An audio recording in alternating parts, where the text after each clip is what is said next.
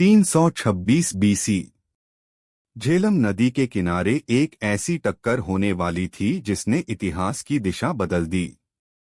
एक तरफ था अलेक्जेंडर द ग्रेट यानी सिकंदर, जो आधी दुनिया को जीत चुका था, जिसकी सेना के सामने बड़े बड़े साम्राज्य ताश के पत्तों की तरह ढह गए थे।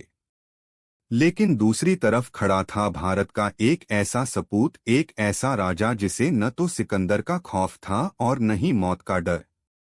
वो राजा जिसने दुनिया के सबसे बड़े विजेता की आंखों में आंखें डालकर कहा था, मेरे साथ वैसा ही व्यवहार करो जैसा एक राजा दूसरे राजा के साथ करता है। दोस्तों, आज के इस वीडियो में हम बात करेंगे किंग पोरस की, वो योद्धा जिसने सिकंदर के विश्व विजेता बनने के सपने को भारत की दहलीज पर ही चकनाचूर कर दिया। क्या वाकई पोरस हार गए थे, या फिर इतिहास के पन्नों में हमसे कुछ छिपाया गया? चलिए जानते हैं आज के इस धमाकेदार एपिसोड में। जब हम प्राचीन भारत की बात करते हैं तो अक्सर मगध या मौर्य साम्राज्य का जिक्र होता है, लेकिन उत्तर पश्चिम भारत में झेलम और चेनाब नदियों के बीच एक शक्तिशाली साम्राज्य था, पौरव राष्ट्र, और यहाँ के शासक थे राजा पोरस। इतिहासकार बताते हैं कि पोरस का कद 7 फीट से भी ज्यादा था। वो केवल एक राजा नहीं बल्कि एक दुर्जेय योद्धा थे। उनकी सेना की सबसे बड़ी ताकत थी उनके युद्ध के हाथी, जिन्हें उस समय का लड़ाकू टैंक माना जाता था। दूसरी तरफ मैसेडोनिया का राजा सिकंदर, फारस यानी पर्शिया के महान राजा दारादेरियस III को हराने के बाद भारत की तरफ बढ़ रहा था। सिकंदर का सपना था पूरी दुनिया पर राज करना। जब वो सिंधु नदी के पास पहुंचा तो भारत के कई छोटे मोटे राजाओं ने बिना लड़े ही घुटने टेक दिए। इनमें सबसे बड़ा नाम था तक्षशिला के राजा आम्भी का। आम्भी और पोरस की पुरानी दुश्मनी थी। आम्भी ने गद्दारी की और सिकंदर का स्वागत किया, उसे अपनी सेना और गुप्त जानकारी दी। उसे लगा कि सिकंदर की मदद से वो पोरस को खत्म कर देगा। सिकंदर ने पोरस के पास अपना दूत भेजा और संदेश दिया कि आत्मसमर्पण करो और हमें कर यानी टैक्स दो, वरना युद्ध के लिए तैयार रहो। पोरस का जवाब आज भी इतिहास के पन्नों में स्वर्ण अक्षरों में दर्ज है। उन्होंने कहा, मैं सिकंदर से मिलूंगा तो सही, लेकिन युद्ध के मैदान में। मई का महीना था। झेलम नदी अपने पूरे उफान पर थी। सिकंदर नदी के एक तरफ था और पोरस दूसरी तरफ अपनी विशाल सेना और हाथियों के साथ पहरा दे रहे थे।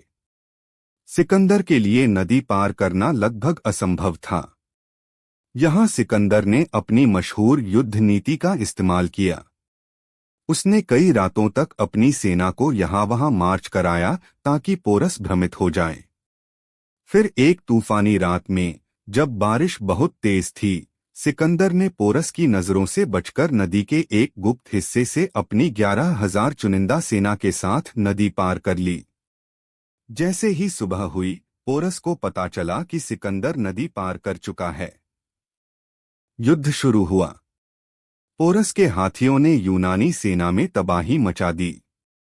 यूनानियों ने इससे पहले कभी हाथी नहीं देखे थे। हाथियों की चिंगाड़ और उनके पैरों तले कुचले जाते सैनिकों को देख सिकंदर की सेना में भगदड़ मच गई। लेकिन किस्मत ने यहाँ एक करवट ली। भारी बारिश की वजह से जमीन दलदली हो गई थी। पोरस के भारी रथ कीचड़ में फंसने लगे। पोरस के धनुर्धर अपने लंबे धनुषों को जमीन पर टिकाकर तीर नहीं चला पा रहे थे क्योंकि जमीन फिसलनी थी।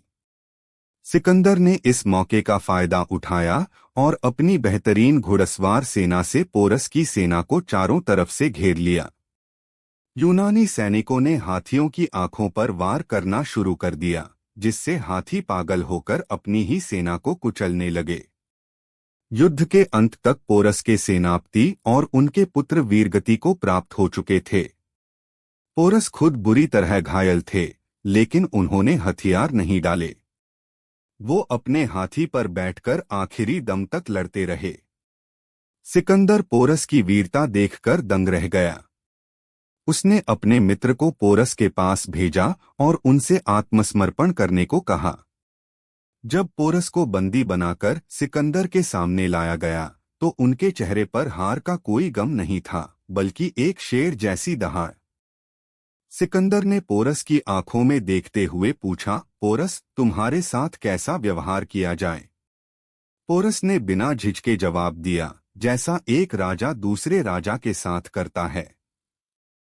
यह जवाब सुनकर सिकंदर इतना प्रभावित हुआ कि उसने न केवल पोरस का राज्य वापस कर दिया, बल्कि उन्हें अपना मित्र बना लिया और कुछ अतिरिक्त इलाके भी उनके राज्य में जोड़ दिए। अब यहाँ एक बड़ा सवाल उठता है। इतिहास हमें बताता है कि सिकंदर जीत गया था, लेकिन अगर वो जीत गया था तो उसने अपना आधा जीता हुआ राज्य पोरस को वापस क्यों कर दिया? और इसके तुरंत बाद उसकी सेना ने आगे बढ़ने से इनकार क्यों कर दिया? सच तो यह है कि झेलम के युद्ध ने सिकंदर की सेना का मनोबल तोड़ दिया था। उन्होंने देख लिया था कि अगर भारत के एक छोटे से राज्य का राजा पोरस उन्हें इतनी कड़ी टक्कर दे सकता है तो आगे नंद साम्राज्य की लाखों की सेना और हजारों हाथियों का सामना वो कैसे करेंगे? यही वो डर था जिसने सिकंदर को व्यास 20 नदी से वापस लौटने पर मजबूर कर दिया। पोरस की बहादुरी ने भारत को सिकंदर के आक्रमण से बचा लिया। राजा पोरस इतिहास के वो गुमनाम नायक हैं जिनका कद इतिहास की किताबों में भले ही कम दिखाया गया हो, लेकिन उनकी वीरता ने दुनिया के सबसे बड़े विजेता के कदमों को रोक दिया था। वो स्वाभिमान और साहस की वो मिसाल हैं जो हर भारतीय को प्रेरित करती है। आपको क्या लगता है? क्या पोरस ने ही सिकंदर का विश्व विजेता बनने का सपना तोड़ा था? कमेंट्स में जरूर बताएं। अगर वीडियो पसंद आया हो तो लाइक करें, शेयर करें और हमारे चैनल को सब्सक्राइब करना न भूलें। मिलते हैं अगले वीडियो में एक और अनकही ऐतिहासिक कहानी के साथ। जय हिंद।